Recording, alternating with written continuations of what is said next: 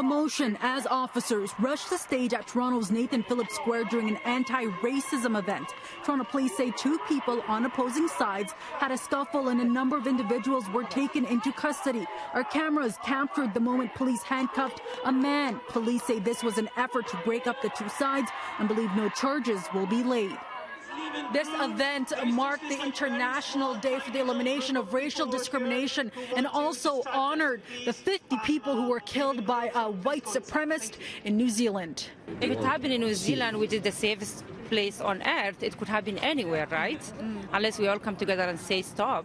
50 people on this poster. They're the victims killed by a white supremacist inside two New Zealand mosques. Also being remembered today, the 6 people who were killed at a masjid in Quebec City just 2 years ago. Hundreds in attendance at today's event want politicians to tackle what they say is increasing racism, Islamophobia, and anti-Semitism threatening communities in Canada.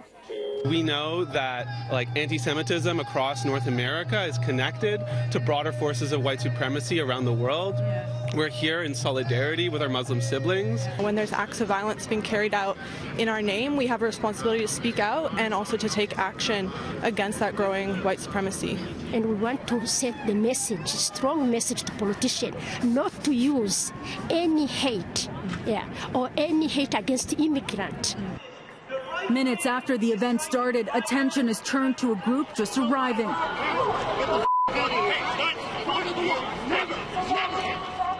Among them, a man wearing a Make America Great Again hat who was confronted by members of the crowd. And Faith Goldie, the controversial woman who ran in Toronto's mayoral race last year and has been accused of promoting white supremacist ideologies. She was confronted by a number of attendees as the situation boiled over in several areas of Nathan Phillips Square, where there were also people with face coverings. Several pushing matches ensued, and the police presence grew throughout the night. The problem isn't only with the far right, but with the climate that enables them. It's important for me to show solidarity with these communities that have been under attack because of their religion and race and ethnicity.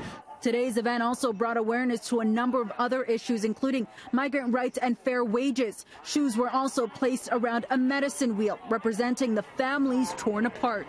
A number of Canadian organizations also launched the Migrant Rights Network. Organizers say it's an alliance to demand, quote, pro-migrant, anti-racist laws and policies. When atrocities like Christchurch happen, we tend to fixate on those and represent those as exceptional events. But racism is an everyday reality in this country, and that's something that we have to understand. And it's something that, our media has to cover. The coalition has planned other similar events that will be taking part in Toronto later this year, including in May, June, and in September. At Nathan Phillips Square, I'm Faiza Amin for City News.